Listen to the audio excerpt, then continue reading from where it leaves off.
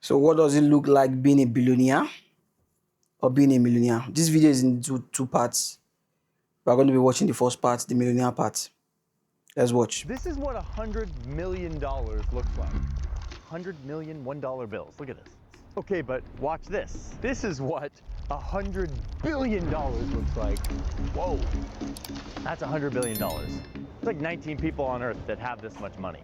Oh, and by the way, one of these guys just bought a house right up the road here in Washington, D.C. Remember when we did the piles of cash? This is what $100 million. $100,000 looked like when we did that visualization. So yeah, we're in a whole different echelon now. I want to show you the lifestyles of people who are worth this much money versus this much money. Let's see what we can learn. We've been talking to experts, interviewing people who work with the ultra wealthy to construct real world scenarios of what these people's lives look like, what kind of influence they have in society, to understand what and who they can buy.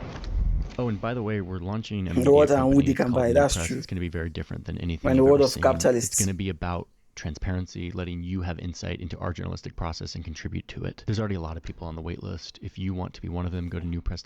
Okay, that's all. $100 million.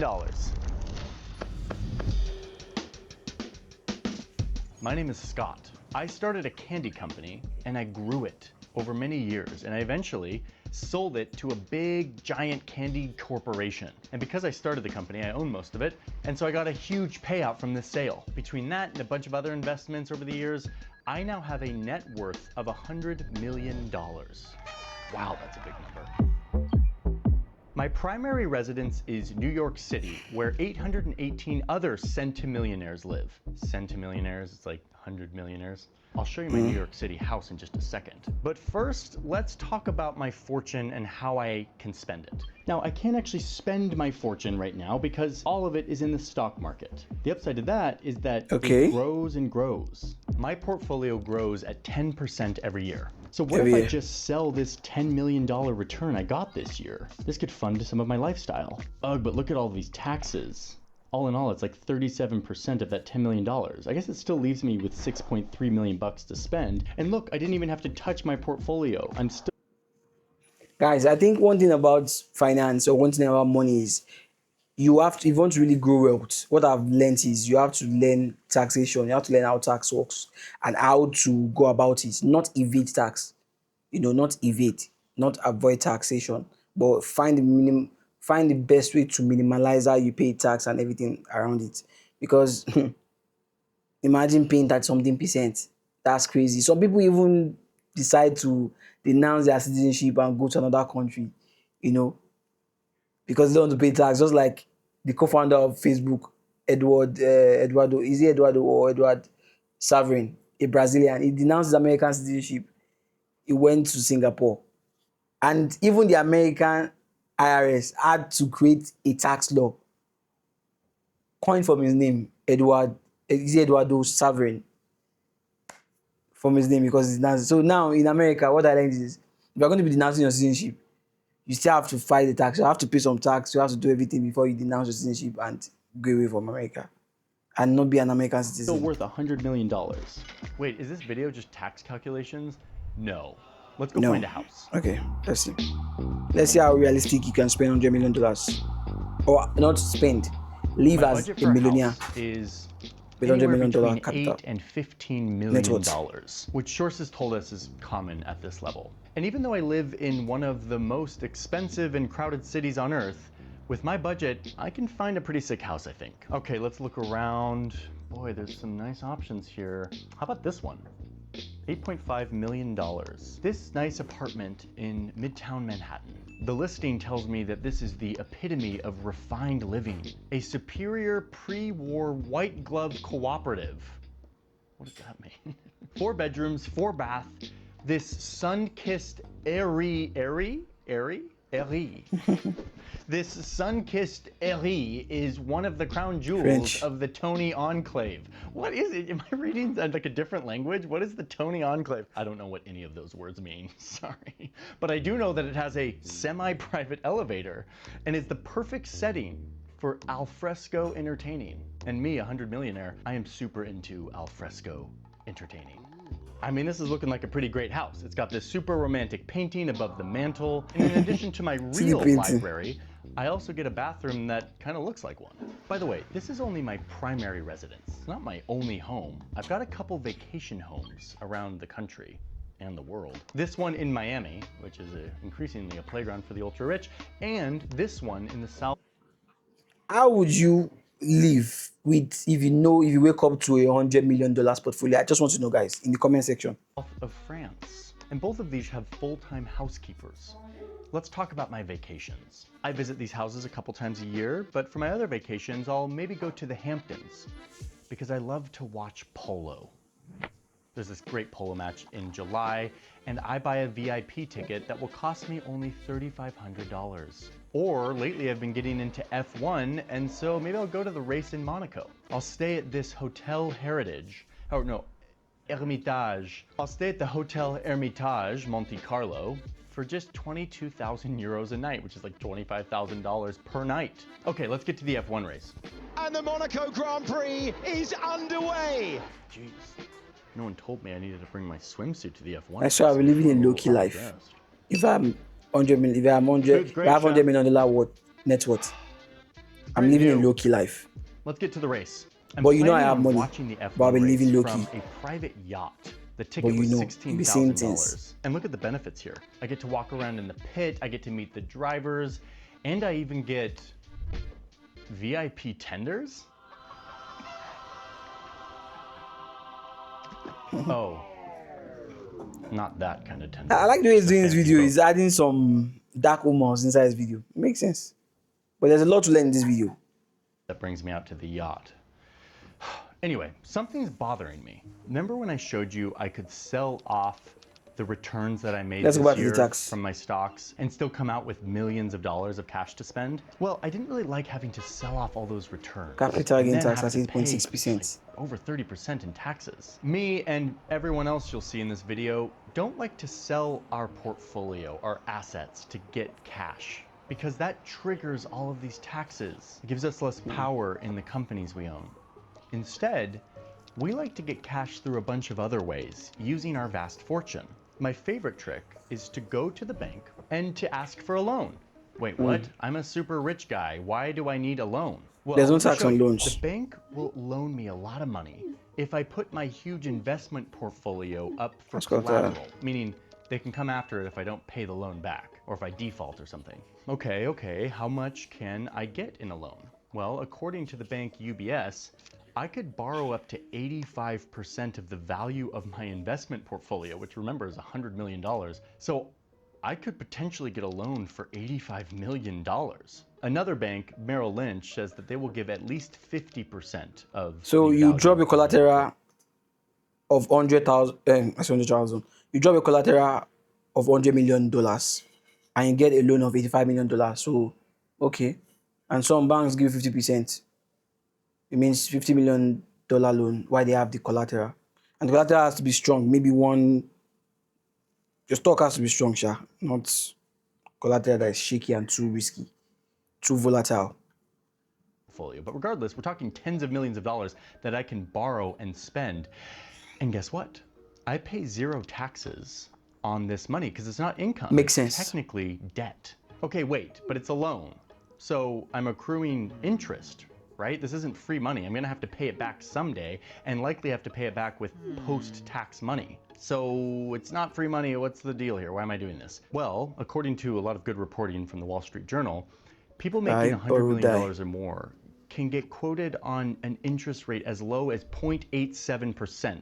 Super low. In reality, today, under these conditions and with my net worth, let's just be really conservative and say that my interest rate on the loan is more like 5.9%. It's a lot higher than 1%. But watch what happens. This allows me to not have to touch my investment portfolio. I don't have to take out that $10 million of stocks and pay a bunch of taxes. And that is growing at 10% a year. Way more than the interest on this loan. Now watch what happens over time. This is the value of that $10 million left in my portfolio, and this is how much I owe on the loan I took out. That's a nice looking graph. My wealth is growing way faster than the interest on my loan is accruing. So this tax-free That's debt rating marvelous. is That's awesome, and smart. it's one way that I will turn my net worth into spendable cash without having to sell off any of my stocks in my portfolio. Okay, no more tax math for now. So for those that don't understand, let me quickly explain to you. So let's say your $100 million is invested is into stocks, and you have like 10% you have like 10% profit yearly. It accrues 10% profit yearly. So it means your $100 million makes you $10 million every year. So, but if you take that $10 million out and want to spend it, you're going to have a capital gain tax of about 38.60%.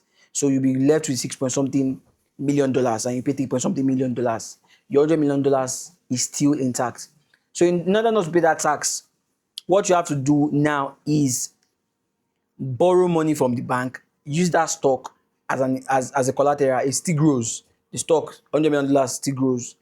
You get, but the interest rate is lower than the 10% profit you make yearly. So let's say they say you pay 5% profit in a year on, you pay 5% interest on the $85 million you borrowed. So it means from the $10 million that you earn yearly on that $100 million, you can now take part. The bank takes their 5% interest, and it goes like that, and nothing is taxed. And that's how the millionaires and the wealthies live. They borrow against their wealth. You know, they lived on debt, and they borrow against their wealth, and that's how they go, without paying tax, or paying little tax. So that's the smart way of doing it. You don't tax debt, you don't tax loans. I want to go buy some more stuff. It's time to talk about private jets and yachts. Sadly, I Okay, can't let's see other afford the ways. private jets Spending that the I money. want. Womp womp. But this doesn't mean I don't fly private. These days, I can easily just book a jet like this one. It can take me from New York to Miami, and it only costs me $15,000. I can get from LA to Australia for $200,000 on this private jet. In terms of private jet, $200,000 seems is like a lot, expensive. but let's compare it to the Some median people net decide to worth charter. of a U.S. household, which is $192,000. The median net worth of a household, not a person, a household. Spending $200,000 on this flight to Australia feels the same for me as a median household spending $384 for this ticket. Pretty doable for a flight to Australia. Now, I can get a better deal on these private flights if I pre-purchase a jet card like this. I fill it up with prepaid private jet hours. Prices range from $5,000 to $7,000 per hour for a small private jet, and up to $20,000 an hour for a bigger, longer range jet. Maybe someday I'll own my own private jet, but my budget of $10 million doesn't really get me the fancy one that I want. I'll opt to charter for now. What I can afford is a fairly large staff to run my life. I have 18 full-time staff members, and that's a real number of staff for people of this net worth from a Morgan Stanley report. I've got a personal driver, I've got a shopper, I've got a butler, a chef, a laundry person. I'm super into security, so I've got a head of security and a bunch of security guards. I have a personal handler who sets definitely up need all all the these workers. logistics of stuff I want to do. As a Like millionaire. I want to go yacht shopping this weekend. They're handling all of A it. centimillionaire. Oh, that's him now. Hey, Brad. Yeah, for the yacht show this weekend, can you make sure I get some VIP tenders? No, the chicken ones.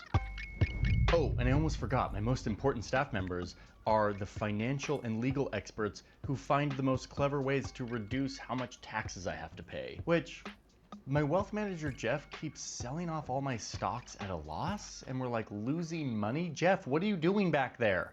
Don't worry, Scott. This is called a wash sale and I know what I'm doing. You get back to yacht shopping. Loss harvesting, wash sale. I don't understand it all. Jeff does though. Anyway, back to yacht shopping. Wow, look at these yachts. Why some people buy private jet or charter private jet is not because, majorly it's not because of the fancy of having a private jet, the fancy life. It's majorly because of time. You know, time is money. So in order to be able to fly and to avoid those immigration stress and everything like that, you know, checking out and all those things, checking in all those things. So that's why they buy private jets. So let's see why they buying yachts. I'm actually sad to discover that I'm on the lower end of ultra. It's also to show that, okay, So my yacht there's some rooms you is can enter actually now. not that You have all fancy. these things. It's not a super yacht, that's Have for to be sure. connections. It looks more like this. Costs a little over $1 million. I might splurge and get this guy. Costs more like $6 million, but this is still pretty entry level. Because at this point, When this yes, money I've got loads finish, of money. you will I live can la vida loca. buy and travel and live how I want. But what separates me from the big dogs who we're about to see is yachts and private jets, but also influence in society. I do some donating. I donate a bunch of money to politics. I gave $900,000 to a PAC that You have to supports build the candidates that I relationships. hope You have to will build win. connections. I also belong to the invite-only Aman Club, which I had to pay a $200,000 initiation fee for. My membership fee is $15,000 a year, and I get to rub shoulders with people way richer than me, like Bill Gates, and even the Kardashians show up every once in a while. But this isn't real influence. I'm kind of paying for access. It's nothing like we're gonna see once we cross the $1 billion mark. Hey, since we're talking about money, can we take a minute to make sure that this video makes money so that our team can continue to work and our company can keep growing so we can keep making videos? That's why we have sponsors. Thank you, NordVPN, another bunch on the channel. Also, protection web to ahead of it. Be connected to that way to use. You get the description. Let's dive back. All right, now let's 10x this. So guys, And get to $1 we're not going to be watching billion. this video completely. Forbes It's says going that to be there's going about to $1 billion, 3,000 people on Earth and with this we're just kind going of to money. do $100 million. So that's just I was a it. moderately So wealthy guys, guy if you want for to a watch while, the full but I video, randomly you see. If you want to watch the full video, you see where to watch it in the description below. Peace out, guys. Valeu, obrigado.